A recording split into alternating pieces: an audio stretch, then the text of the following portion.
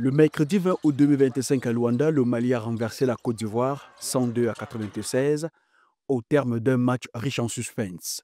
Menés de 15 points au troisième carton, les Aigles ont su réagir grâce à une série décisive et arraché la prolongation sur un lay-up magistral d'Aliou Diarra. En prolongation, Siriman Kanouté et Mahaman Koulibaly ont donné l'avantage définitif aux Maliens. Ça ne peut être qu'un sentiment en tout cas de fierté, un sentiment de réconfort après tout le travail abattu.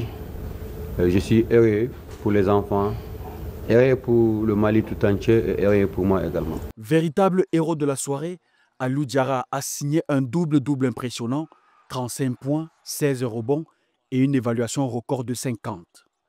Soutenu par les 24 points de Koulibaly, il a fait plier la Côte d'Ivoire, pourtant amené par Matt Costello, Solo Diabaté et Lionel Kouadio. Je pense que la différence entre nous a été au niveau de l'intensité. Aliou Diarra est le joueur qui nous a battus aujourd'hui. Que puis-je dire de plus? Les rebonds défensifs et offensifs. 35 points marqués, 16 rebonds, comment pouvions-nous gagner? Il le mérite ce soir. Aliou Diarra a battu la Côte d'Ivoire. Que puis-je dire en plus? Rien. Avec cette victoire, le Mali retrouve le dernier carré pour la première fois depuis 1999. Les Aigles vont affronter en demi-finale les Lions du Sénégal.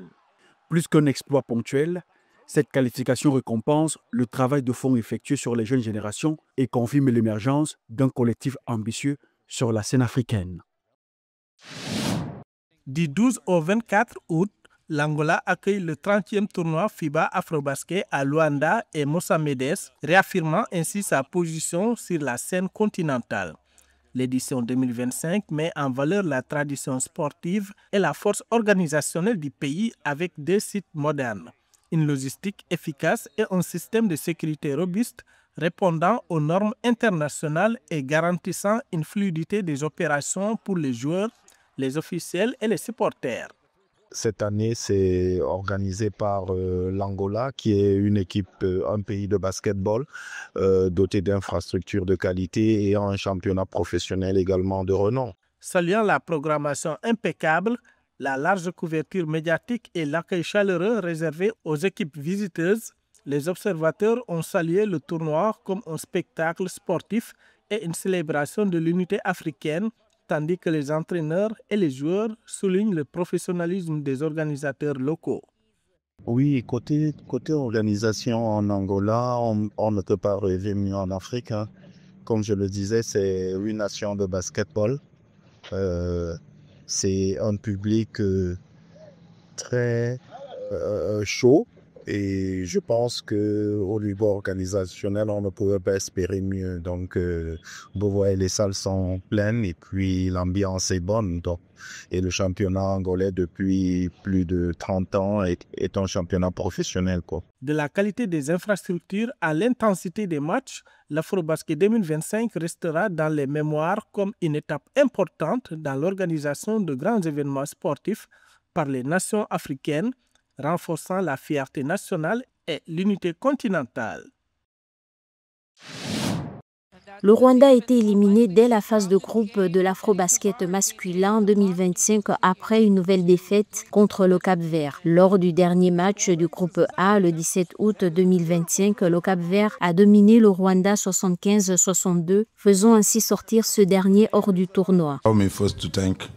Permettez-moi d'abord de remercier mes joueurs pour leur engagement et leur dédication. Le comité a misé sur cette équipe parce qu'ils ont lutté pour venir ici. Ils ont obtenu leur qualification dans les meilleurs moyens possibles. Ils ont fait l'honneur d'être ici. Je veux juste les remercier, les capitaines en particulier William Robbins et Gaston Désiré.